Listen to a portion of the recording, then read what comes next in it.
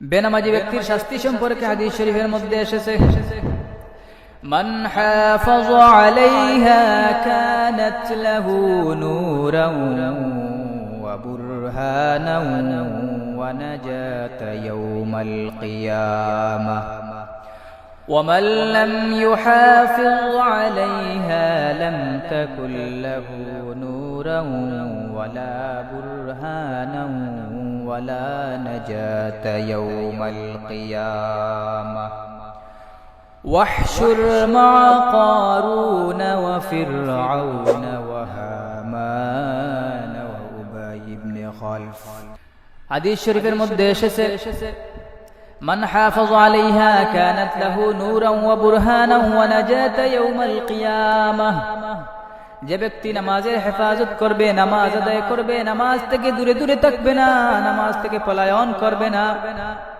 আজান হলে মসজিদের উদ্দেশ্যে রওনা দেবে, মসজিদে এসে জামাতের সাথে নামাজ আদায় করবে, ওই ব্যক্তির জন্য সুসংবাদ দেওয়া হয়েছে কিয়ামতের দিন ওই ব্যক্তির জন্য নামাজ সুপারিশ হবে। কিয়ামতের দিন নামাজ আলো হয়ে দাঁড়াবে, জ্যোতি হয়ে দাঁড়াবে। কাল কিয়ামতের দিন নামাজ ওই ব্যক্তির জন্য সুপারিশ করে করে তাকে জান্নাত পর্যন্ত নিয়ে যাবে। সুবহানাল্লাহ। আর যে ব্যক্তি নামাজ আদায় করবে না, নামাজ থেকে দূরে দূরে থাকবে, নামাজ থেকে পলায়ন করবে, ওই ব্যক্তির জন্য বলা হয়েছে লাম তাকুল লাহু নূরান ওয়ালা বুরহানান ওয়ালা নাজাতা ইয়াওমাল কিয়ামাহ। আর যে ব্যক্তি নামাজের হেফাজত করবে না, অর্থাৎ নামাজ পড়বে না, নামাজ আদায় করবে না, নামাজ থেকে দূরে দূরে থাকবে, আজানের সময় হলে মসজিদে আসবে না, নামাজের সময় হলে তার কাপড় নাপাক হয়ে যাবে, এমন বাহানা দিয়ে সে নামাজ আদায় করবে না, নামাজ আদায় করবে না, নামাজ থেকে দূরে দূরে থাকবে, ওই ব্যক্তির জন্য কিয়ামতের দিন ওই ব্যক্তির জন্য নামাজ তো সুপারিশ হওয়া তো দূরের কথা, আলো হওয়া তো দূরের কথা, বরং নামাজ না পড়ার কারণে কাল কিয়ামতের দিন ওই ব্যক্তির হাসর হবে। ওয়াহশুর মা কারুনা ওয়া ফিরআউনা ওয়া হামান ওয়া উবাই ইবনে খালফ। কাফের সরদার কারুন, ফিরআউন, হামান এবং উবাই ইবনে খালফের সাথে তার হাসর হবে। নাউযুবিল্লাহ। বেনামাজি ব্যক্তির শাস্তি সম্পর্কে সহিহ বুখারী শরীফে রাসূলুল্লাহ সাল্লাল্লাহু আলাইহি ওয়াসাল্লামের স্বপ্নের ব্যাখ্যা লেখা হয়।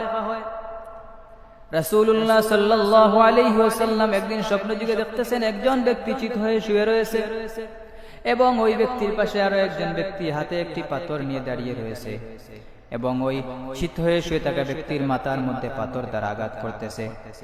যখন ওই ব্যক্তির মাথার মধ্যে পাথর দ্বারা আঘাত করা হয়, ওই ব্যক্তির মাথা ফেটে চূর্ণ বিচূর্ণ হয়ে উড়ে যায়। আবার পাথর নিয়ে আসা হয়, ওই ব্যক্তির মাথার মধ্যে আবার পূর্বের নিয়ে আঘাত করা হয়। এইভাবে বারবার ওই ব্যক্তির মাথার মধ্যে আঘাত করতে থাকে। রাসূল সাল্লাল্লাহু আলাইহি ওয়াসাল্লাম এমন দৃশ্য দেখে ফেরেশতাদেরকে জিজ্ঞেস করলেন, হে আমার ফেরেশতা, এই ব্যক্তিকে কেন এমন শাস্তি দেওয়া হচ্ছে? কোন বদ আমলের কারণে, কোন গুনাহের কারণে এই ব্যক্তিকে এমন আযাব দেওয়া হচ্ছে? ফেরেশতারা ডাক দিয়ে বলে, ওগো আল্লাহর হাবিব, এই ব্যক্তি দুনিয়ায় থাকতে নামাজ আদায় করতো না, নামাজ থেকে দূরে দূরে থাকতো, নামাজ থেকে পলায়ন করতো, নামাজকে তার মাথার বোঝা মনে করতো। দুনিয়ায় থাকতে নামাজকে তার মাথার বোঝা মনে করার কারণে আজ কিয়ামতের দিন তার মাথার মধ্যে পাথর দ্বারা আঘাত করা হচ্ছে। নাউযুবিল্লাহ। বেনামাজি ব্যক্তির আরো একটি শাস্তি। রাসূল সাল্লাল্লাহু আলাইহি ওয়াসাল্লাম বলেন, যে ব্যক্তি শুধুমাত্র আসরের নামাজ ছেড়ে দিল, তার এমন শাস্তি হবে সে চিন্তাও করতে পারবে না, কল্পনাও করতে পারবে না। রাসূল সাল্লাল্লাহু আলাইহি ওয়াসাল্লাম বলেন, যে ব্যক্তি শুধুমাত্র আসরের নামাজ ছেড়ে দিল, তার যেন সম্পদ নষ্ট হয়ে গেল, তার সন্তান সন্ততি নষ্ট হয়ে গেল, তার স্ত্রী, তার আত্মীয় স্বজন, তার মাতা পিতা, তার যত উপার্জিত সম্পদ আছে সকল কিছু সম্পদ নষ্ট হয়ে যাওয়ার চেয়েও আরো বেশি ক্ষতিগ্রস্ত হবে শুধুমাত্র আসরের নামাজ ছেড়ে দেওয়ার কারণে। কিয়ামতের দিন জাহান্নামীদেরকে অর্থাৎ বেনামাজিদেরকে প্রশ্ন করা হবে, মা সালাকাকুম ফি সাকার, কেন তোমাদেরকে সাকার নামক জাহান্নামের মধ্যে নিক্ষেপ করা হলো? কোন গুনাহের কারণে, কোন বদ আমলের কারণে তোমাদেরকে সাকার নামক জাহান্নামের মধ্যে নিক্ষেপ করা হলো? জাহান্নামীরা ডাক দিয়ে বলবে, قالوا لم نك من المصلين আমরা দুনিয়ায় থাকতে নামাজ আদায় করতাম না, আমরা নামাজি ছিলাম না, আমরা বেনামাজি ছিলাম। দুনিয়ায় থাকতে নামাজ আদায় না করার কারণে আজ কিয়ামতের দিন আমাদেরকে সাকার নামক জাহান্নামের মধ্যে নিক্ষেপ করা হয়েছে। নাউযুবিল্লাহ। নামাজে এত ফজিলত, এত ফজিলত। সাহাবায়ে কেরাম এমন ভাবে নামাজ আদায় করতেন। হযরতে আলী রাদিয়াল্লাহু তাআলা আনহু যুদ্ধের ময়দানে গেছেন। যুদ্ধের ময়দানে আলী রাদিয়াল্লাহু তাআলা আনহুর পা দিয়ে একটি তীর ঢুকে গেছে। তীরের ব্যথায় বেদনায় চিৎকার চেঁচামেচি করতেছেন। অনেক টানা হেচড়া করার পর তীর বের করা যাচ্ছে না। এমন দৃশ্য দেখে রাসূলুল্লাহ সাল্লাল্লাহু আলাইহি ওয়াসাল্লাম বললেন, ওগো আলী, তুমি নামাজের জন্য দাঁড়িয়ে যাও। রাসূল সাল্লাল্লাহু আলাইহি ওয়াসাল্লামের আদেশে আলী রাদিয়াল্লাহু তাআলা আনহু নামাজের জন্য দাঁড়িয়ে গেলেন। যখন আলী রাদিয়াল্লাহু তাআলা আনহু নামাজের উদ্দেশ্যে দাঁড়াইলেন, অন্য একজন সাহাবী আলী রাদিয়াল্লাহু তাআলা আনহুর নামাজরত অবস্থায় আলী রাদিয়াল্লাহু তাআলা আনহুর পা থেকে টান দিয়ে তীর বের করে ফেললেন। আলী রাদিয়াল্লাহু তাআলা আনহু কোনো ধরনের টেরও পেলেন না। সাহাবায়ে কেরাম যখন নামাজের জন্য দাঁড়াইতেন, তাদের দেহ থাকতো জমিনে, কিন্তু তাদের মন থাকতো, তাদের হুশ থাকতো আল্লাহর আরশে। এমন ভাবে সাহাবায়ে কেরাম নামাজ আদায় করতেন। যখন মরুভূমির মধ্যে সাহাবায়ে কেরাম নামাজের জন্য দাঁড়াইতেন, মরুভূমির মধ্যে পাখি উড়াউড়ি করত। পাখি উড়াউড়ি করে সাহাবায়ে কেরামদের কাঁধের মধ্যে বসতো, মাথার মধ্যে বসতো। পাখি কাঁধের মধ্যে বসতো, আবার কতক্ষণ বসার পরে সে চলে যেত।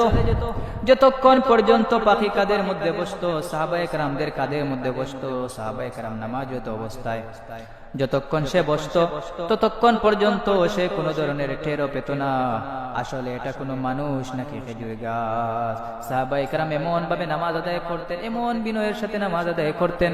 হাদিস শরীফের মধ্যে এসেছে, আনতা আবুদাল্লাহা কাআন্নাকা তারাহু ফাইন লাম তাকুন তারাহু ফাইন্নাহু ইয়ারাক। যখন তুমি নামাজের জন্য দাঁড়াও, তখন তুমি মনে মনে চিন্তা করো তুমি আল্লাহ তাআলাকে যেন দেখতেছো। যদি তোমার মাথার মধ্যে এটা না আসে, যদি মনের মধ্যে এটা না আসে, তাহলে মনে মনে এটা ধারণা করো যে আল্লাহ তাআলা তোমাকে দেখতেছেন। সুবহানাল্লাহ।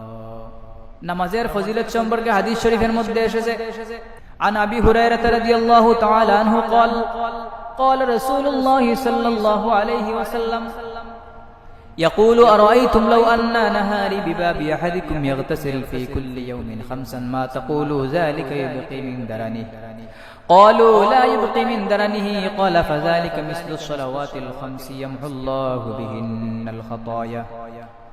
হযরতে আবু হুরায়রা রাদিয়াল্লাহু তাআলা আনহু তে বর্ণিত, তিনি বলেন রাসূলুল্লাহ সাল্লাল্লাহু আলাইহি ওয়াসাল্লাম ইরশাদ করেছেন, يقول أرأيتم لو أن نهاري بباب أحدكم يغتسل في كل يوم 5 ما تقول ذلك يبقي من درنه قالوا لا يبقي من درنه قال فذلك مثل الصلوات الخمس يمحو الله بهن الخطايا। যদি তোমাদের কারো বাড়ির সামনে একটি পুকুর থাকে, অর্থাৎ একটি নহর বা পুকুর থাকে, আর যদি ওই পুকুরের মধ্যে দৈনিক 5 বার গোসল করা হয়, দৈনিক 5 বার গোসল করার কারণে যেইভাবে শরীরের মধ্যে কোনো ময়লা থাকবে না, ঠিক তেমনি ভাবে যদি কোনো ব্যক্তি দৈনিক 5 ওয়াক্ত জামাতের সাথে নামাজ আদায় করে, তাহলে তার নামায় আমলে কোনো গুনাহ থাকবে না। সুবহানাল্লাহ।